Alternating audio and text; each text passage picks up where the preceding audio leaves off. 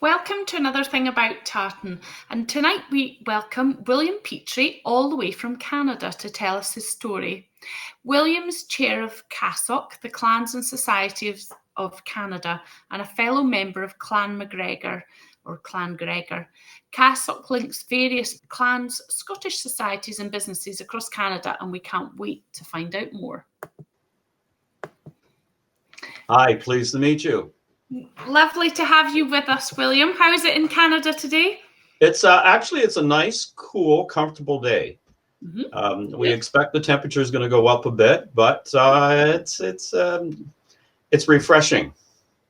Not too autumnal yet, then. No. The leaves are turning. Yeah. Some of the plants are doing their usual thing, and the squirrels are getting busier and busier. Very good. So there's lots of Scottish Canadians over with you, and lots of people with Scottish heritage living in Canada. So as the third largest ethnic group in Canada and some of the first Europeans to settle in the country, us Scots have obviously had a big impact on culture over there. So can you tell us a little bit from your point of view and how you came to be in Canada? Well, I guess first of all, I think the reason why Canadians are so nice is because of that heritage. That's definitely one of the things. And yes, the last time I looked, statistics were something like 4.6 million Canadians of Scottish heritage. And I think there's more people of Scottish heritage in Canada than in Scotland. Yes. And I just pointed out to my board a couple of days ago, that number is going to get bigger because we tend to have babies, and there's going to be more and more and more of us. There's an everlasting market for our tartan. Yep. Well, that's one of the things that we're looking at as something for what can our organization be doing better in terms of servicing the Scottish diaspora. And our mandate is actually to promote Scottish culture and heritage, as well as bringing the groups together. Yeah. Now, as you know, I'm a McGregor, and that's through my last name, Petrie, one of the sets. And we've been able to trace back on the family side, which was a little bit of an interesting challenge, to people who left Edinburgh just before the 1850s and went through Wales and finally ended up in Canada. Now, I wasn't into my Scottish heritage all that much because that was from my father's side. And he hadn't been around for quite some time, but I joined as a youth the 48th Highlanders of Canada. Okay. So at that point, I started to wear all of the gear, and then people started to reveal to me, well, you look so good in it because that's your heritage. And for the longest time, we thought that we were actually, we were Ulster Scots that have come up through Virginia, but that's not the case. That's not what we've actually ended up discovering. So how did you trace back then? Did you just do it by talking to people in your family and tracing it all back, or did you? I got tidbits from them because there was things that it was a long time ago in terms of memory, and a lot of people were gone. Those things were lost. Yeah. In the end, I ended up doing ancestry DNA. Uh-huh. And I had relatives pop up that were some of them were very surprising, as some people find out with the DNA, half brothers, for instance. Uh-huh. But also, I ended up having cousins in Scotland, up in Inverness. So that kind of solidified. And then what I was able to do with one of those relatives, they had done a lot of family tree work and had traced us back into the Edinburgh area. So it was very, very, very, very great. And I always find it was just hilarious because as a child, my family was Merritts and Hamiltons, the people that were, at one time were very well off. And Yes. And I was actually a member of the Orange Lodge, which I Oh. don't know about, if you know about that. Yeah. Those were the people that would do the marching for King Billy and all of that kind of stuff. So as a youth, I was a member of that. So it was kind of a contrast, but that was the family. We sided on everything. There was, we took everybody's side. I think that was the safe thing to do. Yeah. Yeah. Well, I mean, and I've married into, my surname's White, so I've obviously married into the McGregor clan. But yes, I have a whole, I'm really tempted to do the DNA thing just because it's not so clear on my dad's side of the family. There's all sorts of weird and wonderful things have gone on. So I've uncovered quite a lot already, but there's definitely more further back. But I'm lucky there because he's the lot of military on his side of the family. So there's actually quite a lot of records you can look at. But okay, it's been really interesting. Yeah. Well, as a McGregor, you know, we do have records problems. Mm-hmm. Nobody wanted to be associated for quite some time. So all of those records were gotten rid of.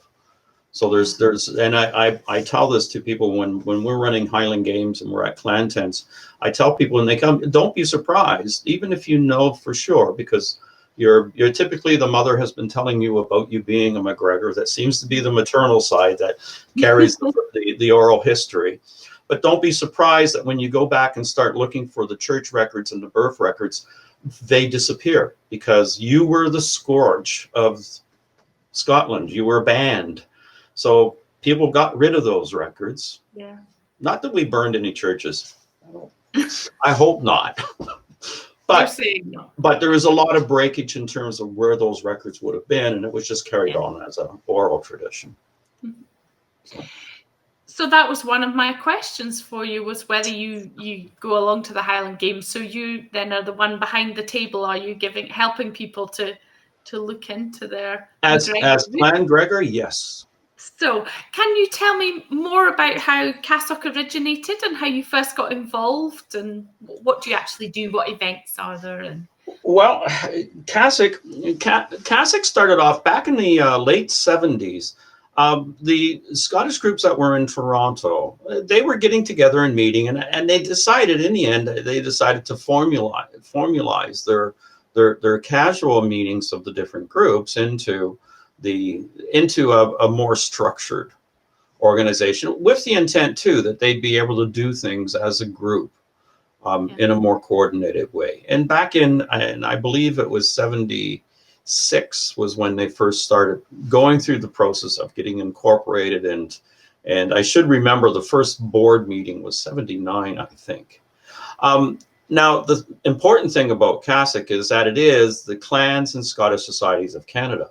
And one of the things that we're starting to look at is, does that really put us in a position to provide the level of service to all Canadians of Scottish heritage? Mm-hmm. And we're suspecting that's not the case.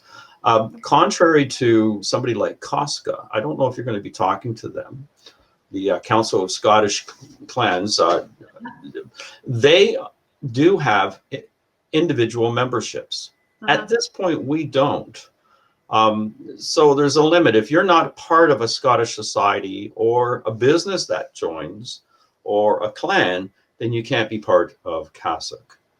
And that, of course, is, for someone like me, that's very frustrating. So I got involved with CASSOC because I got involved with Clan Gregor.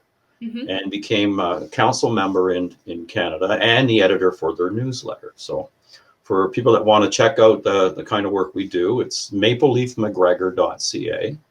Yeah. And you'll see more pictures of me and etc. in Scotland, of course. And I was set to be the delegate to CASSOC. And when I joined, I came and was a CASSOC.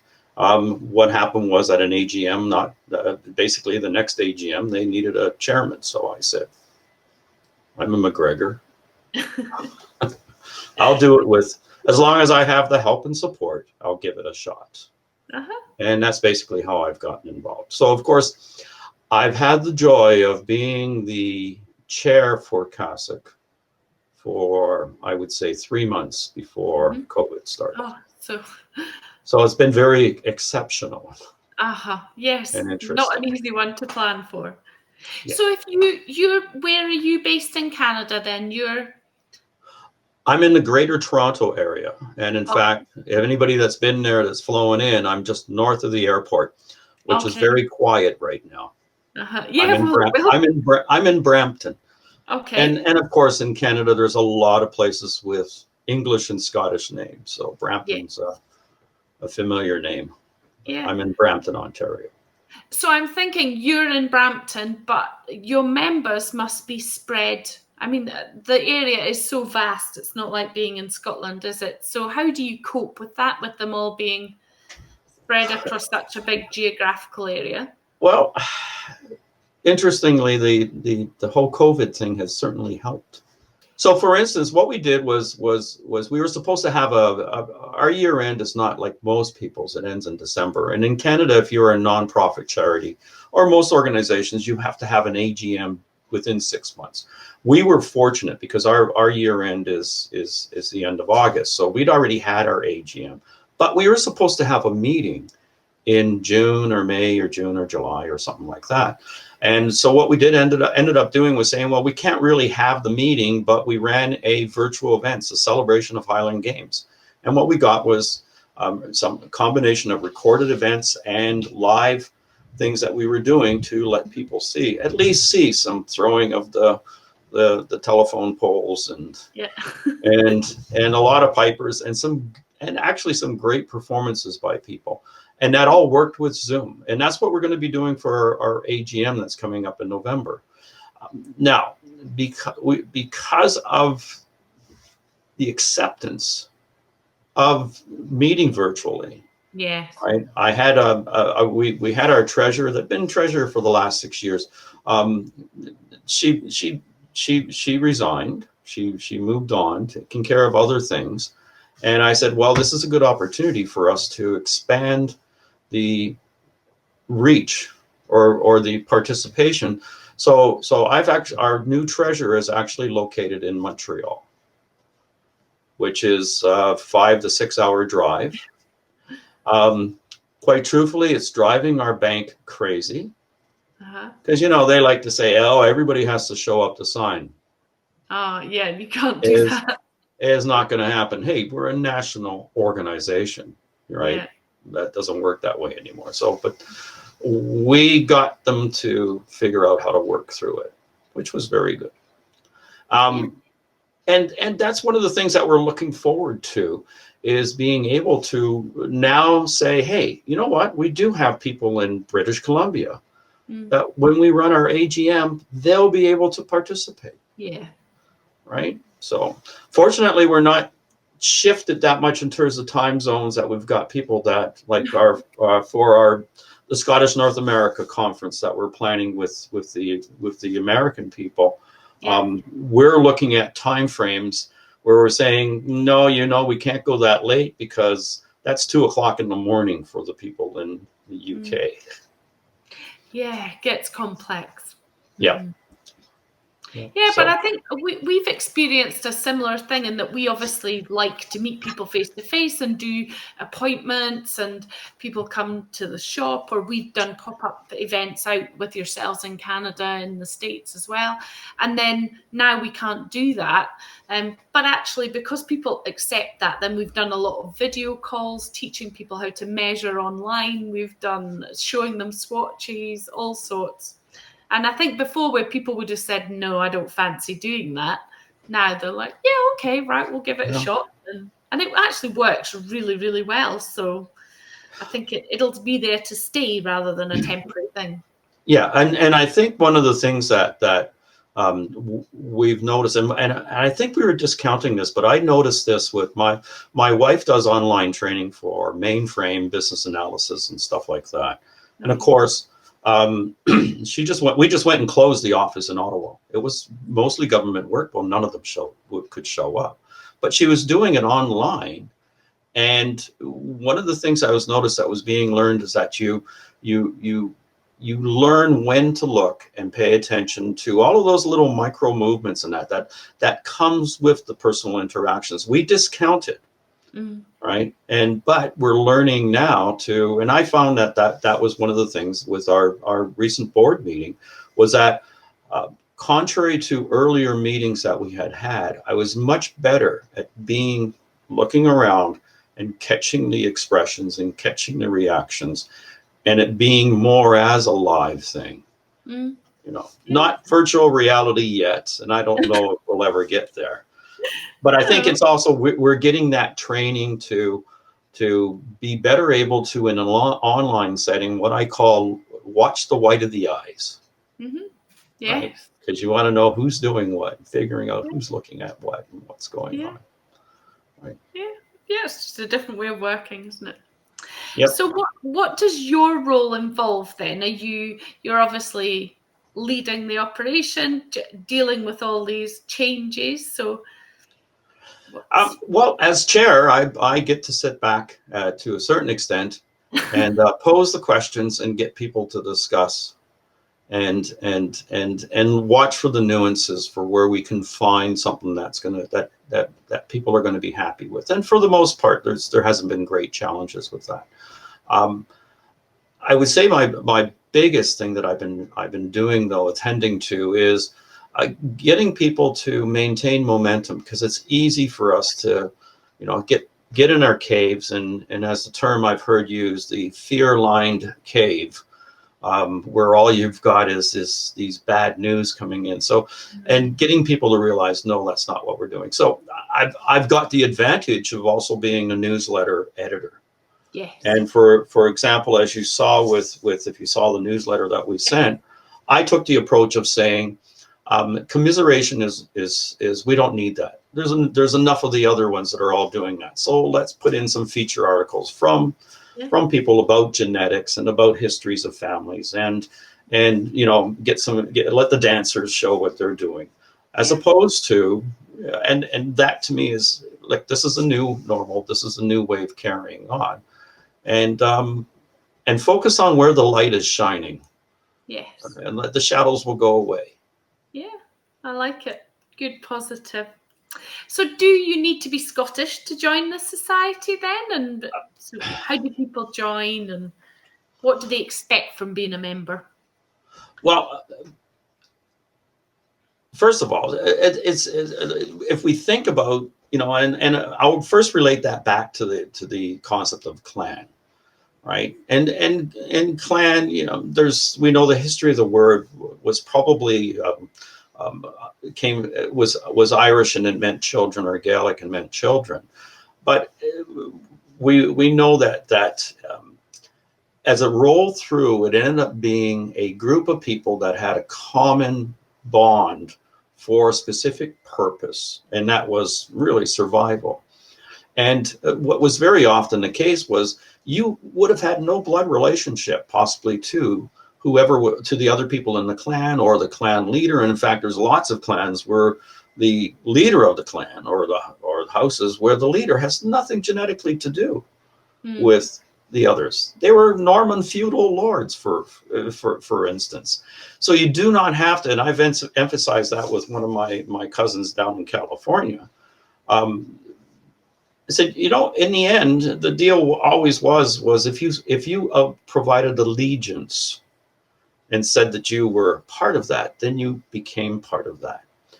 Now, historically, a lot of the clan names and the names rode with actually the female of the family. Mm-hmm.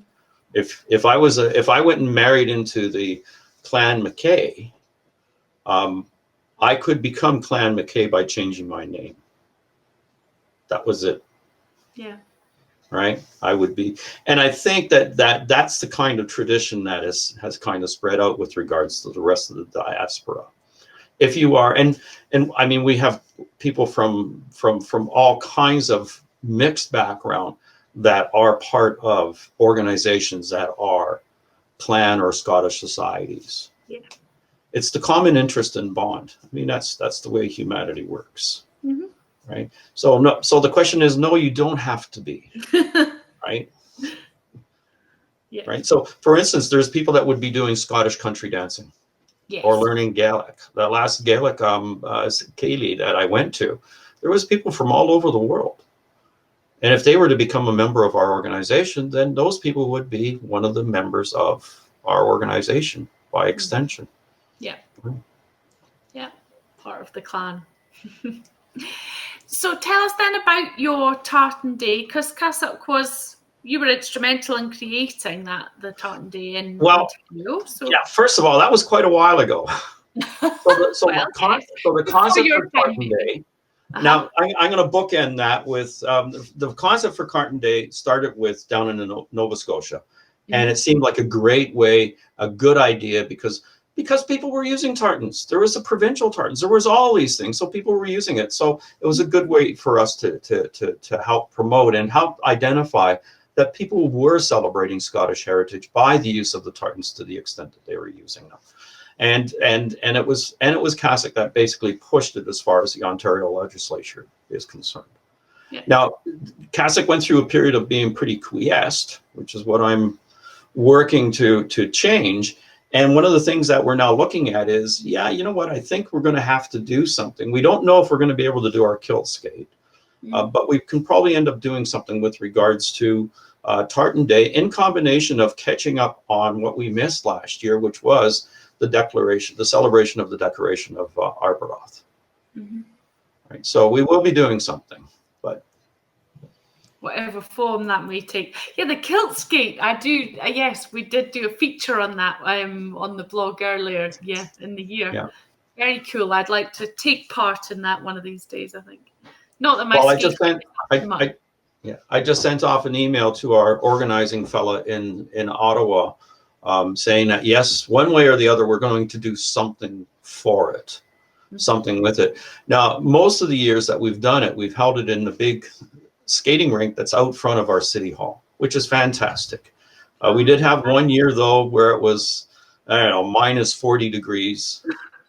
So last year we actually held it in combination with a hockey game of our Marley's hockey game, and it was pretty good. It still worked pretty good, but we realized for people being able to actually see what we're doing and to truly enjoy all the kilts, we want to be out in the public. So we're hoping that our Nathan Phillips Square City Hall event will occur. Of course, the weather's not helping.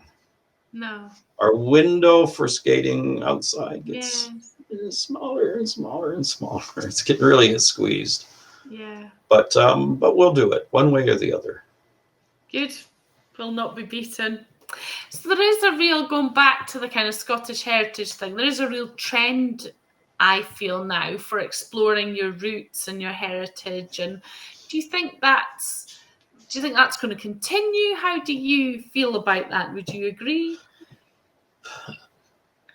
The answers for that, I think, are back in what is the sense of community and belonging that we have as human beings. We need a connection. We need a feeling that there's others that are with us.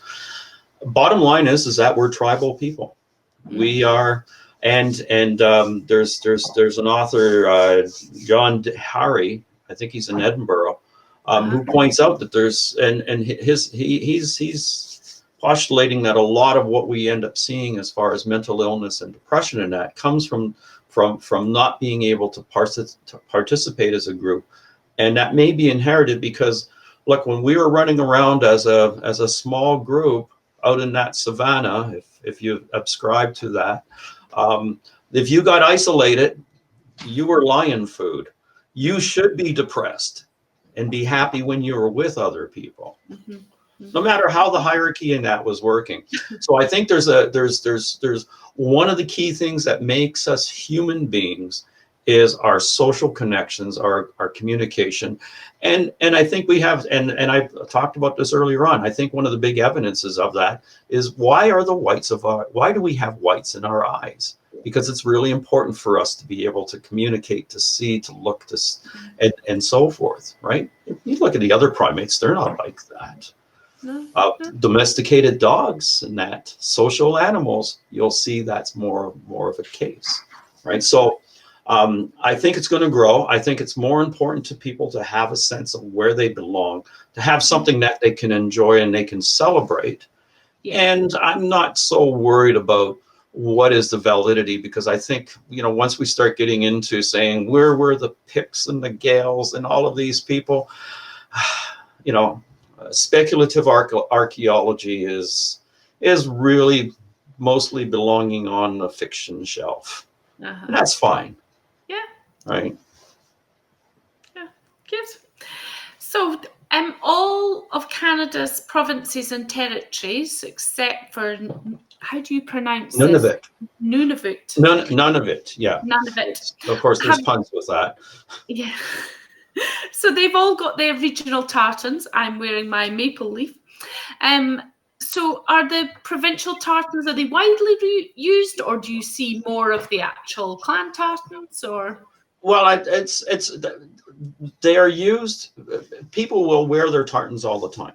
The provincial tartans are used, and typically when government things are going on, you'll see the provincial tartans put to use. They're part of that symbology of, and it's a very flexible piece of branding. So it can be put to being the covers for the chairs and the drapes and so on, as opposed to, you know, the provincial logo or the flower or something like that. How much can you put those to use? So yeah, I do tend to see them pretty much everywhere, though I would say that you're going to see it a little bit less in Quebec, because there's that. Well, there is the Quebec tartan. Well, there is.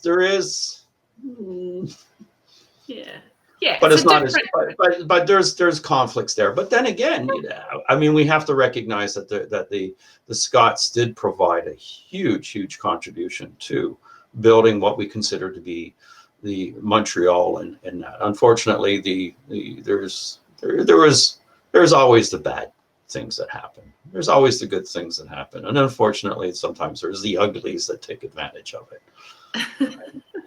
So I spent close to a quarter century in the Montreal area.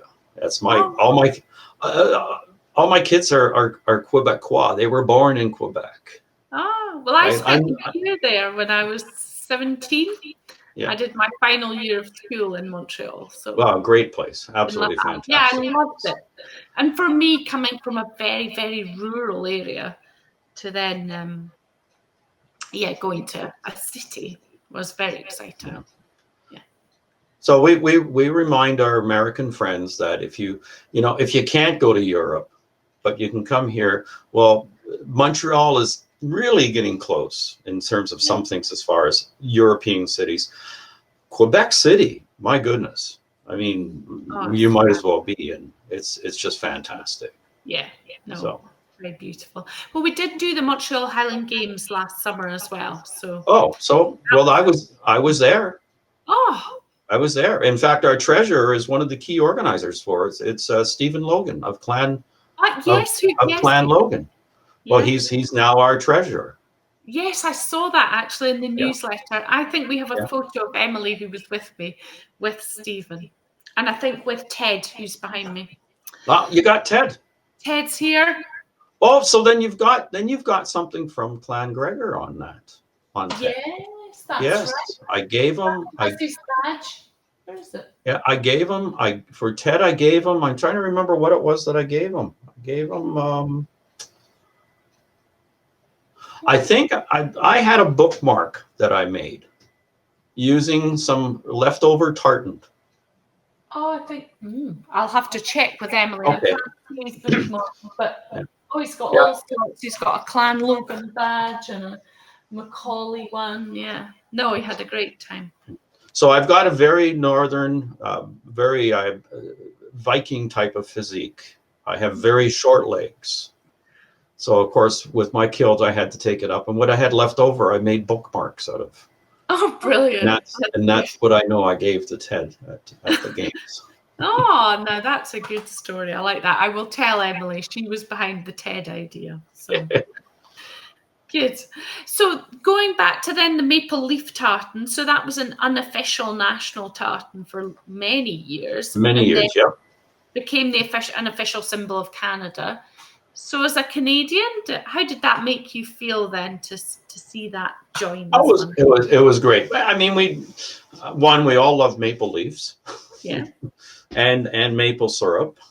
Yes. Right. But yeah, it's something that we can always fall back on and use for the many different purposes. And it seemed to be strange that we didn't have that. Mm-hmm. For quite some time, but we're very happy. And we were very pleased. Yes. Yeah, and it's a nice one too, I have to say. Yeah. Very tasteful tartan. So when were you last in Scotland? Have you been over recently? Well, obviously not in the last 6-8 months, but before that, have you been over? And what do you like to do when you're over here? I wasn't able to go back in, let's see, 2019, 2018 was when the last time I was there. In 2019, we were hoping to get there, but we just ran out of time. We ended up doing a European tour, and I got as far as Amsterdam and no further. Ran out of time and money, and my job kind of wanted me back. So, but the year before, what we did was we combined it with a choir tour of Wales. So my wife and I and my cousin from California flew first of all to France. We did some things around southern France. We went and saw the ridiculous number of standing stones in Carnac, Brittany. Because that was the start of doing what my wife and I decided to do was we were going to try and see as many standing stones as possible. So we flew over to England, did the Wales tour, left them at in Carnarvon, and then got my cousin back to her flight, and then we went and started touring, and we ended up meeting up with the Clan Gregor Society was having a huge gathering. And we met up with them, and after touring around, realizing that the standing stones won the war, because every time we'd show up someplace, there'd be more stones. And at one spot, not far from Aberdeen, we pulled in, we were having lunch, we looked over at the stones in the field. So I started talking about that. And one of the people at another table said, well, yeah, I did my doctorate on them, and I spent 3.5 years studying the 400 sites that were within 10 kilometers, something absurd like that. So at that point I went, okay, I'm not going to checklist them all off. We had a great time in Stirling and Glasgow. We went to the Lachlanhead Highland Games to finish up with Clan Gregor, which of course that's when you learn, boy, the games over there are really different than the games here. Well, they are, aren't they? Yeah. Oh, it's like in and out, boom, gone. But because we'd obviously been to Scottish games and then came out to your games in Canada, and it was just like, wow, this is it's monster festivals. Else. Yeah. No, brilliant. I'll just love them. It's great. Yeah.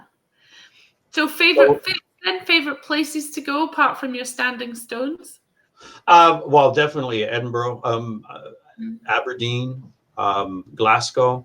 Of course, there's nothing like, driving down along the Loch Ness and driving through Inverness and being in the Highlands. It was just, I don't know, for me, I just feel right there. Yeah. Right. It just seems as if this is very familiar. So this summer we were actually supposed to, on Canada Day, July 1st, we were supposed to fly to Ireland and do a choir tour for a week, because I'm also a singer in a choir. So we're going to do a choir tour in Ireland, and then we were going to go over, when the tour was finished, we were going to fly over to Scotland and spend the next 3 weeks. I think it was until July 24th we were going to be there. And that was going, again, my cousin was going to come with us and her daughter, and we were going to go and tour all those sites again. So that didn't happen. Next year. Yeah, that's what I keep saying. Next year. Next year. Yeah. So I think, definitely we'll be back. And I'm hoping there's just the opportunity and a little break in the pandemic where we can say, hey, why don't we just jump over and enjoy some things? Yeah. Maybe do some, at least maybe we should Hogmanay. There you go. That's something different. Yeah. Yeah. No, I've enjoyed. So I've been trying. I try to get to the Ceilidh on Sundays that Marie Campbell holds out of Edinburgh, because that gives a good taste to it, particularly when they've got the windows open and you can see some of the scenery of the people that are local there. It's very nice. Yeah. No, there's nothing like a good ceilidh. Oh well. Yeah. Hopefully we'll be allowed to do that again soon. So, well, thank you very much for joining me this evening. It's been very It's been a pleasure. I now understand all about CASSOC, and hopefully our listeners do as well. So, we look forward to joining you one day out in Canada or welcoming you here as well. And Definitely. so if they want to read more about CASSOC, then they can visit you online as well? Yes, CASSOC, CASSOC.ca. It's there.